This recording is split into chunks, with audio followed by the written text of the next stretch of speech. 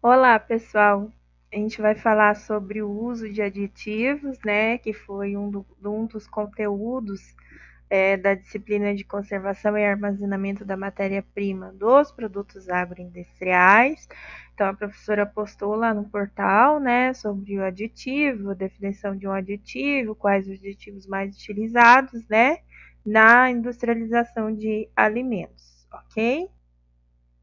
Então, há uma definição, né, de aditivo alimentar. Então, ele vai ser todo e qualquer ingrediente adicionado intencionalmente nesse alimento, tá? Com um propósito, sem propósito de nutrir, mas ter uma conservação, né? Modificar a característica sensorial, organolética, química, biológica desse alimento dentro do processamento industrial, ok? A definição da Anvisa diz que essa adição desse aditivo ela pode ser intencional, né, adicionados diretamente ao alimento, ou ela não pode ser uma adição intencional, então não intencional, né, adicionadas às matérias-primas ou decorrente do processo de alimento. Então, um exemplo disso, dessa não adição intencional, seriam os resíduos dos pesticidas, né, produtos farmacêuticos nesse alimento, coadjuvantes tecnológicos ou substâncias que migram das embalagens para o alimento, correto? O aditivo intencional, gente, segundo o Decreto-Lei número 986/69, ele é toda substância ou mistura de substâncias dotadas ou não desse valor nutritivo para esse alimento, tá? Adicionado ao alimento com finalidade de impedir alterações, então, organolépticas, sensoriais, tá?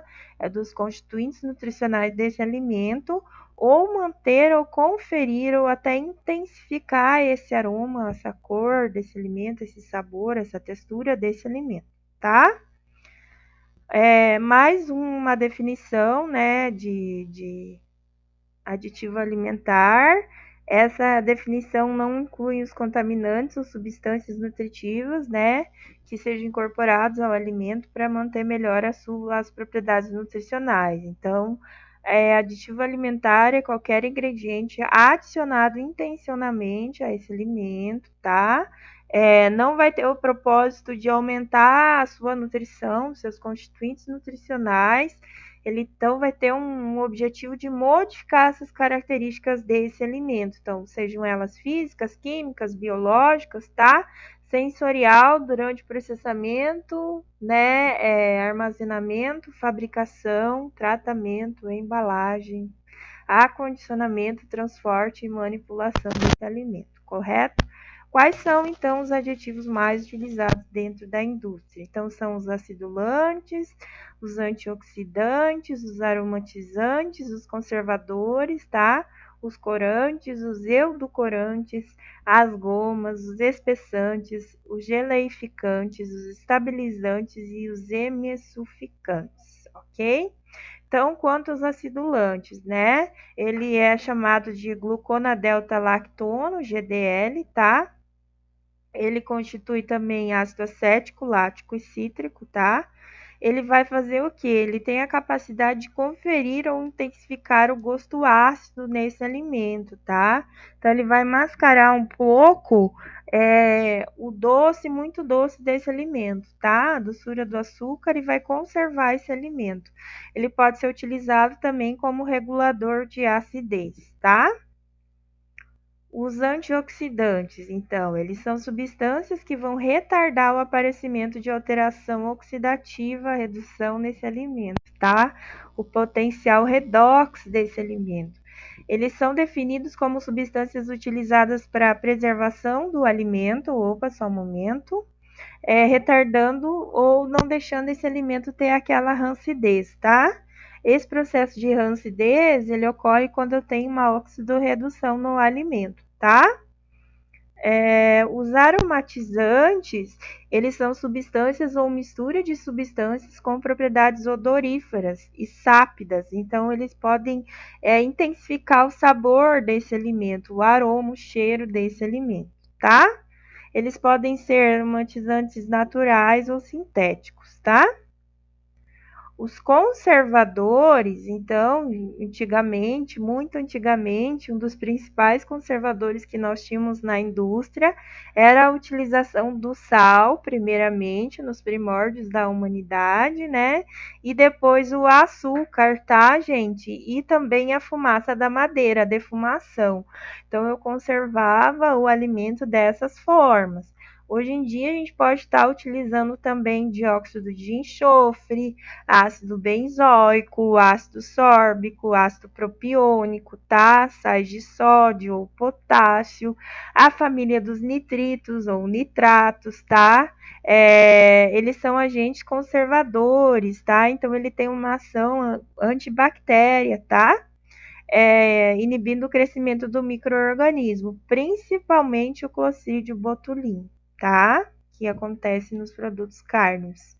Os corantes, pessoal, eles são substâncias que conferem e intensificam o sabor no alimento, tá? Então, vai restaurar a cor desse alimento. Geralmente, o alimento está com uma cor e volta para ter outra cor. É utilizado também nos produtos cárneos, ok? Em relação aos corantes, eu coloquei uma tabelinha, tá? Os usos dos corantes nacionais aqui do Brasil, tá?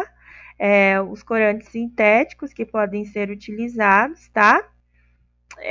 O registro dele e a quantidade que eu vou utilizar ele no alimento. Então, essa quantidade, tá? Ela é dada por miligrama por quilograma do produto, ok? Em relação aos edulcorantes, tá? A gente tem os adoçantes de corpo, edulcorante nutritivo e os edulcorantes não nutritivos. O que acontece? Os edulcorantes nutritivos, tá? Ele vai fornecer energia e textura ao alimento, tá? Então ele vai, por exemplo, são os adoçantes, né? Então a gente tem isorbitol, manitol, xilitol, glicose, frutose da própria fruta. Então são todos os adoçantes.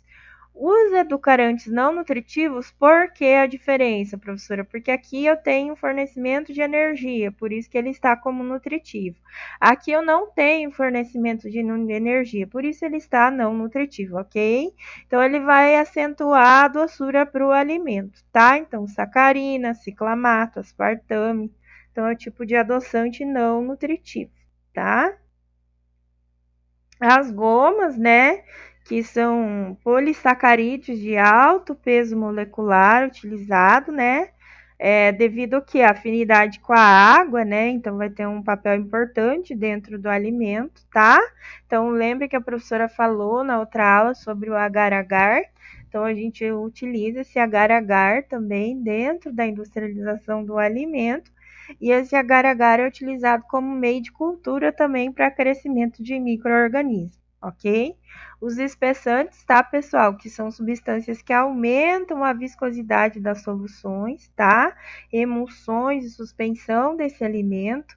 Então, os espessantes, eles são carboidratos, tá? Que alteram ou controlam a consistência do produto no resfriamento, aquecimento, produção, armazenamento, tá? Os geleificantes, tá? Que eles são substâncias que conferem textura, a formação de um gel, então, dentro desse alimento.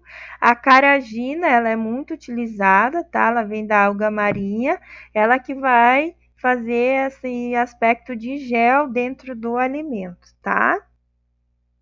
Os estabilizantes, né? Que são substâncias que tornam a dispersão, né, de duas ou mais substâncias dentro do alimento, então ela vai estabilizar esse alimento.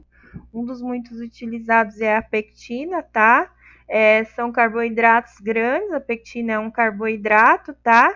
De uma forma estrutural muito grande que consegue manter essa estrutura ali, né? Junto às substâncias do alimento. Em relação aos emulsificantes também, tá? Eles são substâncias que proporcionam a formação de uma mistura uniforme. Então, como eu falei, tá? Eles podem ser naturais ou sintéticos. Exemplo é o vinagrete, né? Que ele fica separado do óleo, né? E o vinagre. É adicionado, então, essa lectina ou essa pectina, né? Que forma como emulsificante, que vai, então, deixar essas duas substâncias estruturadas e juntas, ok? Pessoal, essa é a nossa aula sobre o uso de adjetivo, resumo, né? Obrigada e até a próxima aula.